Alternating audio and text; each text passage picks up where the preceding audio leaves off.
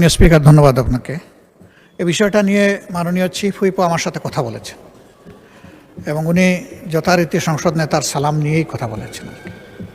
তো আমি ওনাকে বলেছি যে এই বিষয়টা আমাদের মাঝে একটু আলোচনার বিষয় আছে, কারণ এখানে কনসেপচুয়াল ডিফারেন্স আছে আমাদের।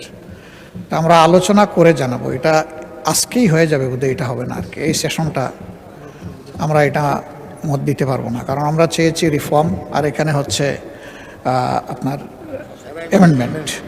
এই জায়গাটায় আগেও আমাদের ডিফারেন্স ছিল, এখনও এটা আছে। তো আমরা সেই রকম ওনাদের যে প্রস্তাবনারা দিয়েছেন সেটাকে আমরা নিলাম, শুনলাম, বাট আমরা পরে জানাবো, এখনই আমরা কিছু বলছি না এই ব্যাপারে। থ্যাংক ইউ আপনাকে। মাননীয় আইনমন্ত্রী কিছু বলবেন? Thank you.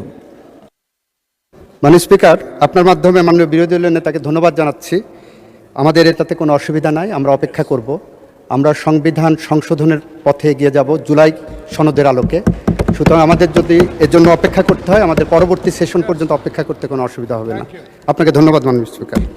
ধন্যবাদ মাননীয় আইনমন্ত্রী, ধন্যবাদ মাননীয় বিরোধী দলীয় নেতা। তাহলে সংসদে এই সিদ্ধান্তে উপনীত হচ্ছে যে ট্রেজারি বেঞ্চ থেকে 12 জনের সদস্য প্রস্তুত আছে এবং বিরোধী দল থেকে 5 জনের নাম বা এই সম্পর্কিত বিষয়ে আলোচনার মাধ্যমে একটা ডিসিশনে আসবে এবং সেজন্য ট্রেজারি বেঞ্চ রেডি রয়েছে। Thank you.